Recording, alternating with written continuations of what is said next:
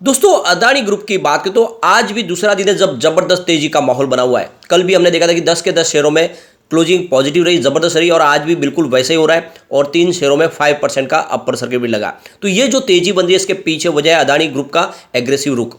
उन्होंने उस 20,000 को भी इसके हिसाब को दे दिया है जो लगातार विपक्ष की तरफ से पूछा था कि ये पैसे कहाँ से आए, जिसका हिसाब दे दिया गया है। इसके अलावा उन्होंने इंग्लैंड के फाइनेंशियल टाइम्स पेपर के ऊपर भी एक तरह से नोटिस जारी करके उनको कहा गया कि आपने जो ये पूरा एक नैरेटिव सेट किया है, जो आपने लेख छापा था जिसकी वजह से यहाँ पे माहौल पूरा गड़बड़ हुआ, कंपनी की छवि खराब हुई, उसको हटाना है। तो इसके बाद में देखें तो एक बहुत ज़्यादा माहौल पॉजिटिव बना और तेजी का दौर भी शुरू हुआ। तो यहाँ पे कुछ बड़ी अपडेट निकल के आ रही है जिसको इस वीडियो के माध्यम से हम डिस्कस करने की कोशिश करेंगे। इसके अलावा लेटेस्ट म्यूचुअल फंड की क्या होल्डिंग है अदानी ग्रुप के शेयर में, वो भी जानने की कोशिश करेंगे। क्या म्यूचुअल फंड इस समय खरीदारी कर रहे हैं या फिर सिर्फ रिटेल इन्वेस्टर की खरीदारी हो रही है, और क्या इस समय अदानी ग्रुप में ये खरीदारी का मौका है या फिर अदानी ग्रुप में इस समय जो भी पैसे मिले, प्रॉफिट मिले, लेके निकल जाने का मौका है।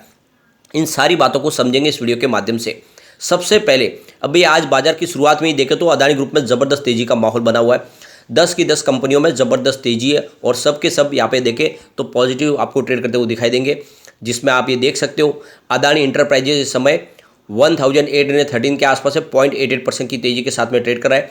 अदानी ग्रीन की बात करें तो 944 पर है और 5% की यहाँ पर भी तेजी देखने को मिलेगी अपर सर्किट।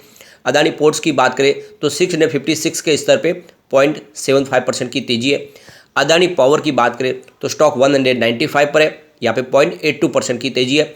अदानी ट्रांसमिशन 1050 के स्तर पे 5% का अपर सर्किट लगा और कल भी अपर सर्किट लगा था। अदानी विलमार की बात करें तो 416 के आसपास है, 1.54% की तेजी है।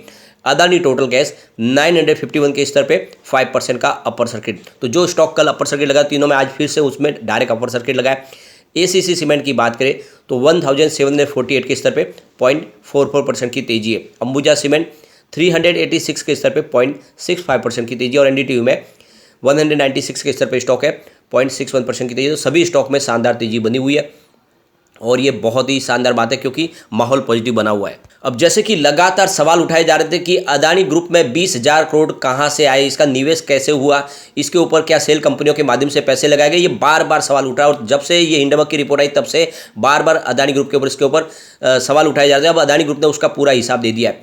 तो गौतम अदानी के समूह ने सोमवार को 2019 से अपनी कंपनियों में बेची गई कुल 2.87 अरब डॉलर की हिस्सेदारी का ब्यौरा दिया है। समूह ने साथ ही यह भी बताया कि किस तरह से इस राशि का 2.55 अरब डॉलर हिस्सा दोबारा व्यापार में लगाया गया। अदानी समूह के इस स्पष्टीकरण के बाद विदेशी अखबार की एक हालिया रिपोर्ट और देश में चल रहे राजनीतिक विवादों को जोड़कर देखा जा रहा है।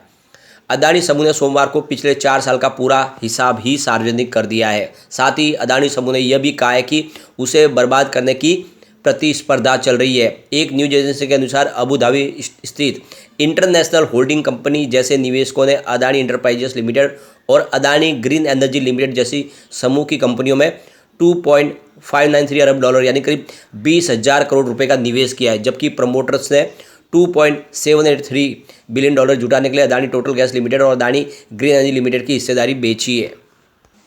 यहाँ पे गौर करने वाली बात है कि विदेशी अखबार में रिपोर्ट में ये खबर में कहा गया था कि अदानी समूह को जो एफडीआई मिले हैं उसमें ज़्यादातर गौतम अदानी परिवार से जुड़ी हुई विदेशी कंपनियों के जरिए आए। और इस खबर के बाद भी देखें तो अदानी से जुड़ी विदेशी निकायों ने समूह की कंपनियों में करीब 2017 से लेकर 2022 के दौरान करीब 2.6 बिलियन डॉलर निवेश किया है, जो उस दौरान समूह को मिले कुल 5.7 बिलियन डॉलर के एफडीआई का 45.4% हिस्सा है। रिपोर्ट से इस विपक्ष के एक बड़े नेता ने आरोप भी लगाया और कहा गया कि सेल कंपनियों के माध्यम से 20,000 को भी इसका निवेश किया गया अदानी ग्रुप में।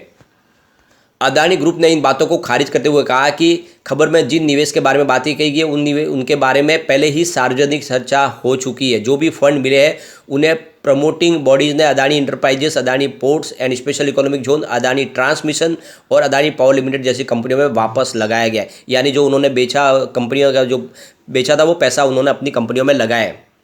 तो कुल मिला के यहाँ पे किस तरह से 20,000 करोड़ रुपये आया उसका हिसाब दे दिया गया है और जिस तरह से भ्रम फैलाया जाता कि सेल कंपनियों के माध्यम से पैसा लाया गया उसकी सारी की सारी बातों को यहाँ पे अदानी ग्रुप ने खारिज किया है और हमारा बिजनेस पूरी तरह से फेयर है और किसी तरह से किसी लॉ को हमने ब्रेक नहीं किया है। और ये पूरी तरह से एक देखें तो विपक्ष के मुंह पे एक बड़ा तमाचा लगा है, क्योंकि अब अदानी ग्रुप के ऊपर जो सवाल उठाए जाते हैं उसमें यहाँ पे अब उतनी धार नहीं रहेगी। दूसरी तरफ देखें तो शरद पवार ने भी अदानी ग्रुप का खुल के सपोर्ट किया है। उन्होंने यहाँ तक कहा है कि एक कॉर्पोरेट हाउस को टारगेट किया जा रहा है एक रिपोर्ट के आधार पर, जिसका कोई बेस नहीं है, जिसके बारे में कोई जानता नहीं है, उसका कोई बैकग्राउंड नहीं पता, फिर भी कुछ भी किसी के बारे में कहा जा रहा है। तो कुल मिला के इससे अदानी ग्रुप को राहत मिली है।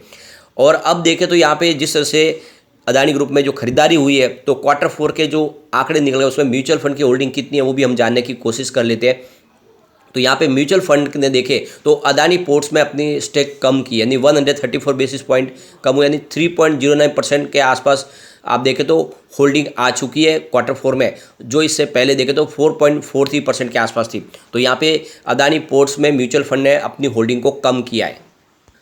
अंबुजा सीमेंट की बात करें तो 199 बेसिस पॉइंट की गिरावट यहाँ पर भी देखने को मिल रही है। आप देख सकते हो 5.80% की स्टेक है फिलहाल यहाँ पे म्यूचुअल फंड की, जो क्वार्टर 3 में आप देख सकते हो 7.79% के आसपास थी।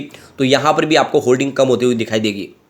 अदानी इंटरप्राइजेस की बात करें तो म्यूचुअल फंड की स्टेक यहाँ पर भी आपको कम होती हुई दिखेगी, लगभग 1% के आसपास, 0.87% के आसपास रहेगी उनकी म्यूचुअल फंड की होल्डिंग, जो पहले क्वार्टर 3 में 1.19% के आसपास थी। तो यहाँ पे देख सकते हो कि आपको होल्डिंग यहाँ पे कम होती हुई दिखाई देगी अदानी इंटरप्राइजेस में भी। अगर हम अदानी ग्रीन एनर्जी की बात करें तो यहाँ पर भी आपको होल्डिंग मामूली से कम होती हुई दिखाई देगी। फिलहाल 0.09% की होल्डिंग है, जो क्वार्टर 3 में 0.12% के आसपास थी। तो कुल मिला के देख सकते हैं कि क्वार्टर 4 में यानी हिंडनबर्ग की रिपोर्ट निकल रही है, उसके बाद में आप देखें तो यहाँ पे अदानी ग्रुप के शेयरों से म्यूचुअल फंड ने अपने स्टेक को काफ़ी ज़्यादा कम किया है। लेकिन यहाँ पे जो निवेश है उसमें स्पेशली देखें तो जेक्यूजी पार्टनर ने काफ़ी बड़ा किया है।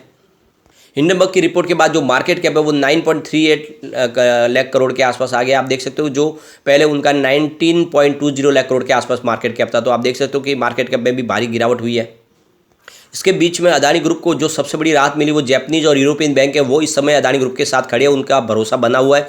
जिसमें आप देखो कुछ ग्लोबल बैंक है, जिसमें MUFG है, SMBC, Mizuho, Standard Chartered Bank, Barclays और ये डच बैंक, ये सब जो बैंक है अभी भी अदानी ग्रुप के ऊपर भरोसा बनाए हुए हैं और इसी वजह से अदानी ग्रुप को इससे एक बड़ी जीत मिल रही है। दूसरी तरफ अगर आप देखें तो हिंडनबर्ग के खिलाफ जो रिपोर्ट पेश की गई थी इंग्लैंड के पेपर फाइनेंशियल टाइम्स की तरफ से, तो यहाँ पे देख सकते हो कि अदानी ग्रुप ने लेटर लिखा है फाइनेंशियल टाइम्स इंग्लैंड को कि आपने जो रिपोर्ट पेश की गई थी वो रिपोर्ट भ्रामक थी, झूठी थी और उसको तत्काल हटा देना चाहिए, क्योंकि उस रिपोर्ट की वजह से यहाँ पे बहुत सारी भ्रम की स्थिति पैदा हुई है। लोग तरह तरह के इल्ज़ाम लगा रहे हैं, जबकि वैसा कुछ हुआ नहीं है। लेकिन सबसे जो बड़ी बात है कि फाइनेंशियल टाइम्स ने अभी तक यानी शाम तक कल तक उस रिपोर्ट को डिलीट नहीं किया है अदानी ग्रुप के लेटर के बावजूद भी। यहाँ पे अदानी ग्रुप की तरफ से कहा गया कि उन्होंने प्राइमरी और सेकेंडरी मार्केट को साथ में जोड़ के जिस तरह से सारी रिपोर्ट पेश की गई है वो पूरी तरह से एक भ्रम पैदा करने वाली है और उसको आपको जल्द से जल्द डिलीट करना चाहिए, क्योंकि वैसा कुछ हुआ नहीं है। और ऑफशोर फंडिंग के नाम पे जिस तरह से रिपोर्ट पब्लिश की गई है उसमें तथ्य बिल्कुल नहीं है।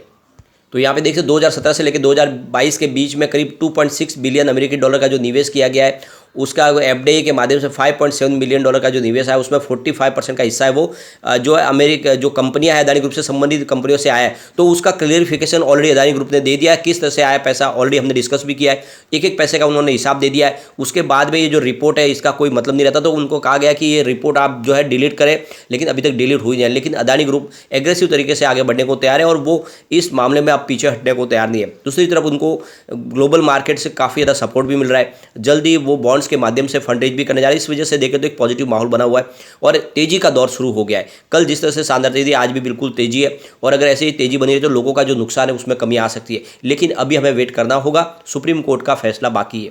लेकिन फ्रेंड, कोई भी इन्वेस्टमेंट करने से पहले अपने फाइनेंशियल एडवाइजर से बारे में ले ले या अपना खुद का रिसर्च करें, क्योंकि मैंने वीडियो आपके एजुकेशनल पर्पज के लिए ही बनाया। वीडियो पसंद आए तो लाइक शेयर जरूर कीजिए और चैनल को सब्सक्राइब कर दीजिए। Thank you friend.